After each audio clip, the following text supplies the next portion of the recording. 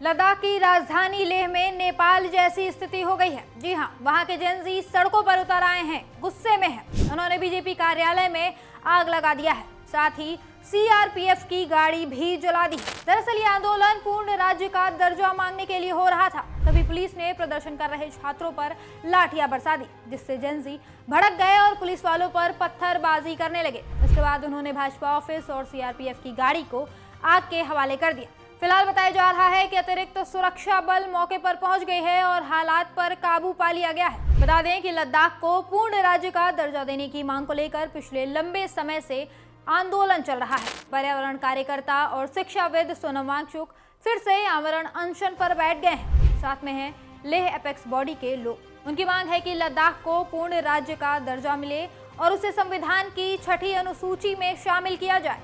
अब लद्दाख का ये गुस्सा क्यों जायज माना जा रहा है, ये समझने के लिए आपको चलना होगा साल 2019 में, जब जम्मू कश्मीर को 2 हिस्सों में बांटा गया था, एक जम्मू कश्मीर और दूसरा लद्दाख। दोनों यूनियन टेरिटरी बन गए, लेकिन लद्दाख के लोग चाहते हैं पूर्ण राज्य का दर्जा और संविधान की 6ठी अनुसूची।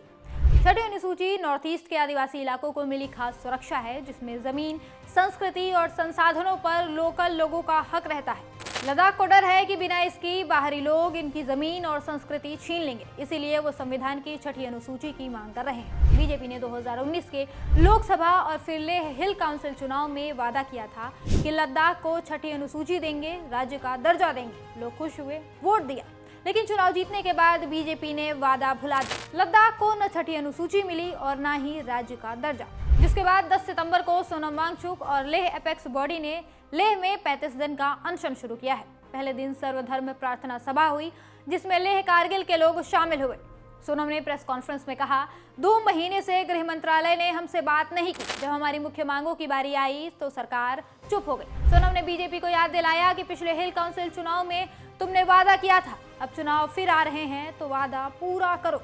ये भी जान लीजिए कि ये कोई पहला अनशन नहीं है। पिछले साल सोनम ने कारगिल में 3 दिन का अनशन किया था, फिर 800 किलोमीटर पैदल मार्च करके दिल्ली पहुंचे। राजघाट जाना चाहा, लेकिन पुलिस ने उन्हें और 150 लोगों को हिरासत में ले लिया। मांग वही थी, लद्दाख का हक, लेकिन सरकार ने टाल मटोल कर दी। फिर कहा कि हम बातचीत से मामले को सुलझाएंगे, लेकिन अब पिछले 2 महीनों से सरकार ने कोई बातचीत नहीं की।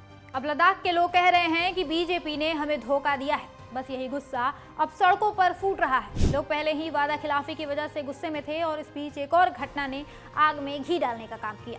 दरअसल सोनम वांगचुक के कुछ साथियों को प्रदर्शन के बीच से ही उठाकर अस्पताल में भर्ती कराना पड़ा, जिससे स्थिति और तनावपूर्ण हो गई। जब इन दोनों प्रदर्शनकारियों को पास के अस्पताल में भर्ती कराया गया तो सड़क पर प्रदर्शन कर रहे प्रदर्शनकारियों में अफरा तफरी मच गई। इस घटना से गुस्साए छात्रों ने लेह हिल काउंसिल की इमारत पर भी पथराव शुरू कर दिया।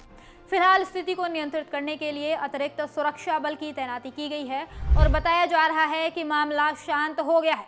उधर सोनम वांगचुक ने भी इस घटना की आलोचना की है और अपील की है कि शांति से प्रदर्शन किए जाएं, हिंसा कोई सही रास्ता नहीं है।